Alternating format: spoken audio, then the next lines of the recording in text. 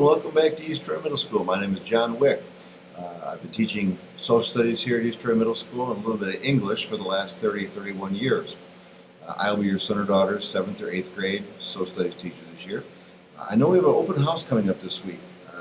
I'm not going to be able to be there. I'm going to be heading down for some very good news right here. That is my wonderful, beautiful granddaughter, Fiona Rose, who was born last week. Thankfully, the school district has let me run down there and see my daughter and son-in-law at Fort Bliss in El Paso, Texas, before Labor Day, before we get going. So I want to take a couple seconds to welcome you again to my classroom.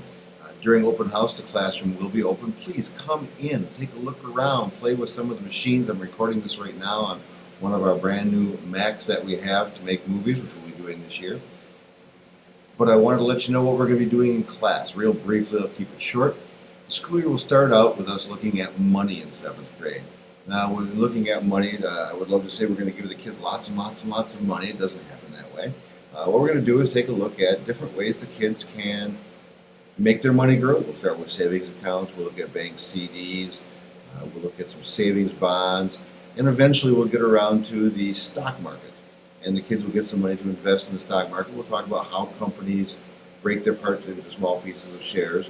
Let the kids know how the stock market works, and we'll build our own company, Thingamajig Incorporated, and we'll sell stocks in it, but eventually the kids will get around $20,000, and they'll, fictitious $20,000, mind you, and they'll get to expend it in the stock market and see how it goes throughout the year.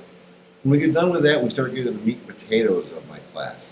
The big part, the first semester, is about the United States government. We're going to treat it like Shrek treated an onion. We're going to find the layers. We're going to start with some local things here at East Troy Middle School, take it to the village. I usually bring a village board member. I have an ex-village board member, John Jacoby, who's coming to the past. Hopefully we'll get John again. From there, we'll move on to some county government. We'll talk about state government. I bring in State Representative Cody Horlacher, who is a former student of mine. John Jacoby, who I mentioned earlier, is also a former student of mine.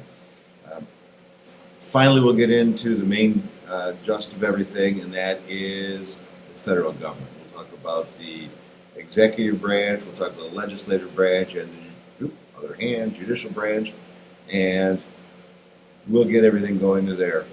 When we're done with the three branches and kind of seeing how they work and what their jobs that are due, we'll get into the fun stuff. The fun stuff for the kids is usually amendments to the Constitution. The first 10, the Bill of Rights, followed by the next 17, 27 total.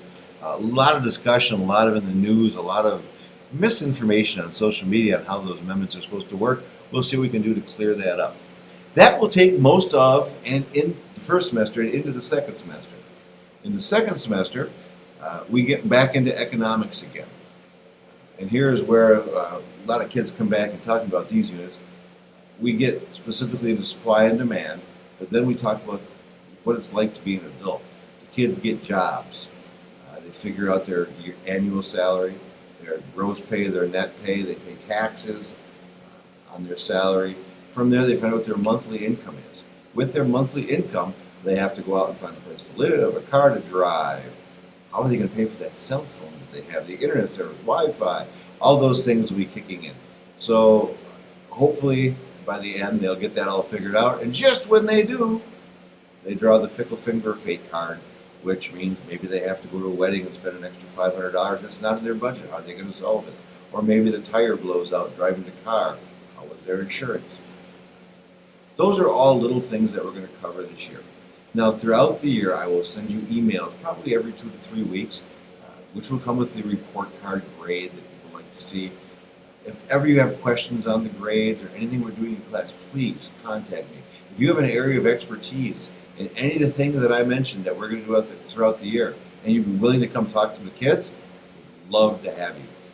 It's so great for them to hear from people other than just the teacher as we get going. Or if I've just had you as a student in the past, and I'm having your son or daughter, please do come in and say hello. There's nothing better than when I run into former students. I may give you a strange look and go, do I know you? You might have to remind me, you've grown up a lot from 7th grade. I've just grown a little lighter and a little grayer. But I would, again, love to see you. Hi, after a quick wardrobe change, come back one more time and say, again, I apologize for not meeting you at open house. Hopefully you'll take the time to come in, look around, see things. Hopefully you'll respond to some of my emails during the course of the year. Again, stop in, say hello. I live in town, so if you see me at the grocery store, come say hello. Um, Looking forward to a great year. Hopefully your kids will enjoy my class as much as enjoy having your kids, and we'll go forward from there. Again, have a great year, and we hope to talk to you soon.